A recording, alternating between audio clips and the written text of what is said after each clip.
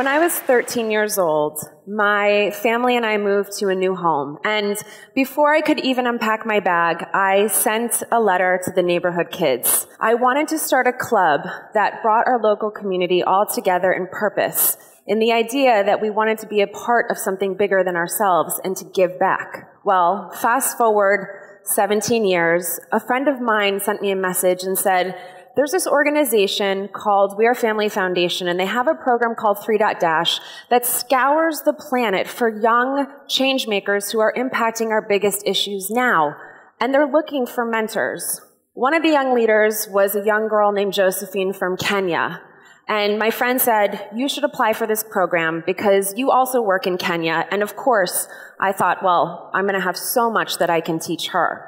So I became somewhat obsessed with this idea again of being a part of a community powered by young people.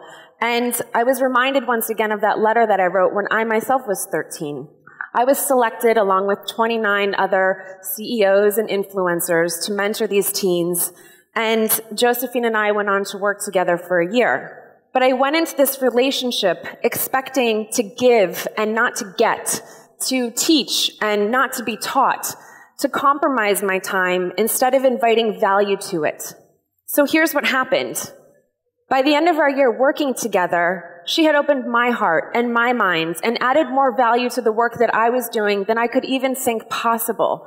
We were able to expand each other's worlds. And since 2008 and since Josephine, I've gone on to lead one of the most impactful and purposeful communities of young people around the world.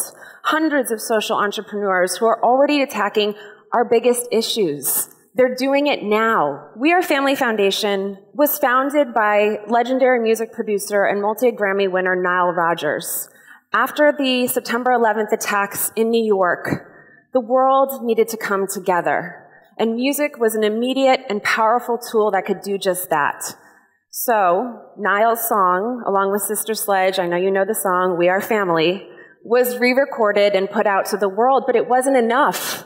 The song needed to be a movement, and when you need a movement, you need young people. What I really, really, really want to impart right now is the importance of what is happening. It's not an earthquake, it's a youthquake. This is Abu. At 16, he taught himself machine learning from his own bedroom and went on to bring to market the most accurate and effective breast cancer detection test we've ever seen. This is Trisha. She taught herself how to code and from her bedroom invented an app called Rethink, which reduces cyberbullying by 93%. This is Kira. At 15, she found a way to increase crop yields by 74%, potentially finding a way to cure world hunger. Yeah, it's a really big deal. So youth is one of the biggest conversations happening in the world right now, and in India alone, 50% of this population is young people. This generation is unprecedented. They communicate in less than 140 characters. Everything they need to know is at their fingertips. They are more connected, more curious, more purposeful than anything we have ever seen before. Regardless of socioeconomic backgrounds and access to resources and cultures, for this generation, problems are not obstacles. They are a call to action.